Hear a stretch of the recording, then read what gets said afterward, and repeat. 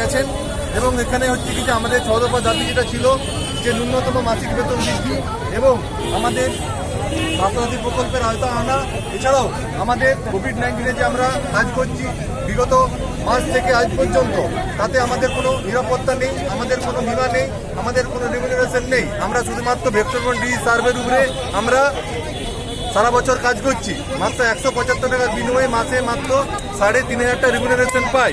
সেই ভিত্তিতেই আমাদেরকে সমস্ত কাজ করতে হচ্ছে। এছাড়াও আমরা সরকারের বিভিন্ন প্রকল্প আমফান থেকে আরম্ভ করে, স্বাস্থ্যসাথী থেকে আরম্ভ করে, প্রধানমন্ত্রী আবাস যোজনা থেকে আরম্ভ করে সমস্ত প্রকল্পেই, সরকারি প্রকল্প, কেন্দ্রীয় সরকারি প্রকল্প, রাজ্য সরকারি প্রকল্প, সমস্ত প্রকল্পেই আমরা সার্ভে এবং এনকোয়ারির কাজ করেছি।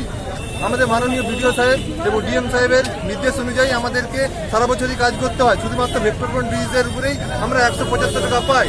আমরা এছাড়া কোনো রেমুনারেশন পাইনি। কিন্তু সেই ভিত্তিতেই আমরা আজ সারা পশ্চিম বাংলার 23টি জেলাতেই অবস্থান, বিক্ষোভ এবং ডেপুটেশন চলছে মাননীয় ডিএমের কাছে। তো আমাদের মূল দাবি যেটা, আমাদের স্থায়ীকরণ করতে হবে এবং মাসিক 15,000 টাকা বেতন অবিলম্বে চালু করতে হবে।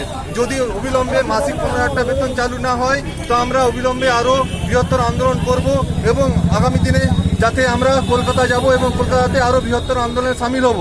তাই আজকে আমাদের যারা ডেপুটেশন দিতে এসেছেন 21টি ব্লক থেকে, পশ্চিম মেদিনীপুর জেলার 21টি ব্লক থেকে প্রত্যেকে এসেছেন, ডেপুটেশন দিচ্ছেন এবং মাননীয় ডিএম ম্যাডাম উনি আমাদের ডেপুটেশন গ্রহণ করেছেন এবং উনি প্রতিশ্রুতি দিয়েছেন যে এই বিষয়টি উনি ঊর্ধ্বতন কর্তৃপক্ষ অর্থাৎ নবান্নে মাননীয় মুখ্যমন্ত্রীর কাছে পেশ করবেন এবং যাতে আমাদের যে ন্যূনতম দাবিগুলি তা অবিলম্বে পূরণ হয় সেই বিষয়ে উনি দেখবেন বলেছেন।